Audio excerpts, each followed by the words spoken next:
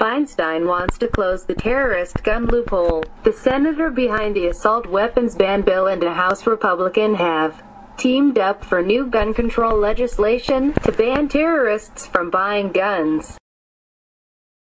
Rep.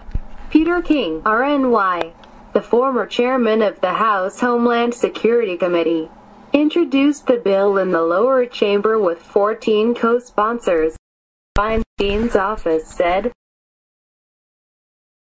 under current law, known or suspected terrorists on terrorist watch lists are prohibited from boarding airplanes, but they are legally allowed to buy firearms and explosives anywhere in the United States.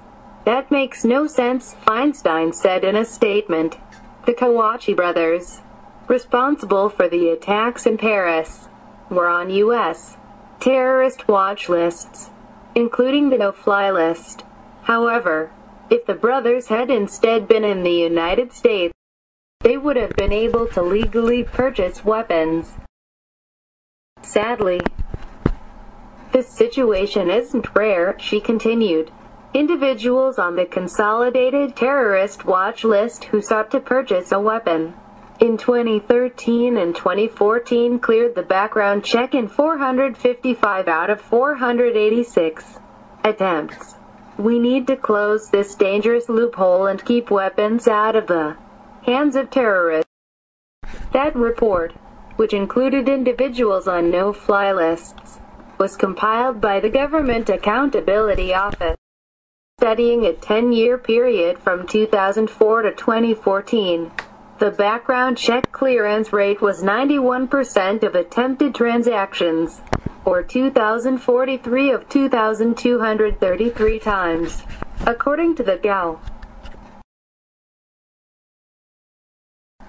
The bill would give the Attorney General discretion to deny the transfer of a firearm if he or she determines that the transferee is known or appropriately suspected to be or have been engaged in conduct constituting in preparation for, in aid of, or related to terrorism, or providing material support or resources for terrorism and has a reasonable belief that the prospective transferee may use a firearm in connection with terrorism.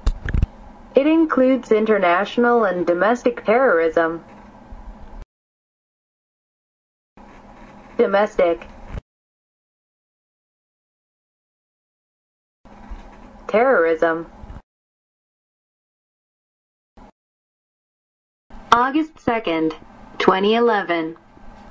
Vice President Joe Biden triggered an outcry Monday when he agreed with House Democrats as they described Tea Party Republicans as terrorists. Biden first denied he used the term, but his office later conceded that he and others used it in a closed-door meeting with House Democrats.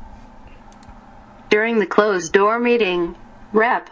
Mike Doyle, DPA, also verbally attacked the Tea Party movement and Republicans who support the group's platform in his comments.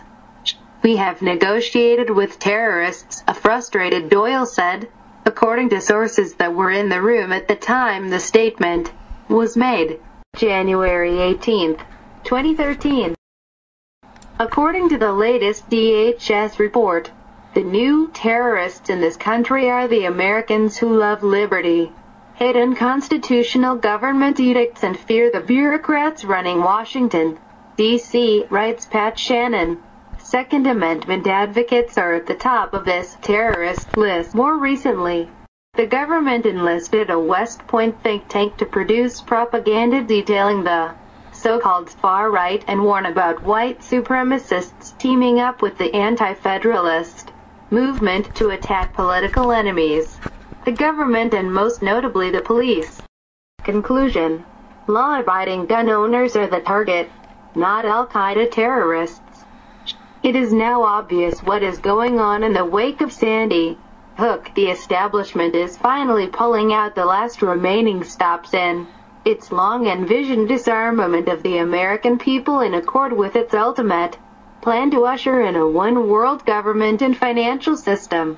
A well-armed and educated populace prevents the global elite from realizing this objective.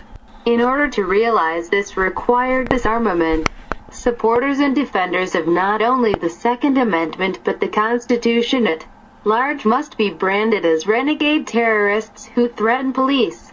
The cynical propaganda effort to pose law enforcement against a growing liberty movement is key to the elite's effort to impose an authoritarian police state on America, a plan that will not be successful if the American people are allowed to possess firearms more potent than .22 caliber bolt-action rifles.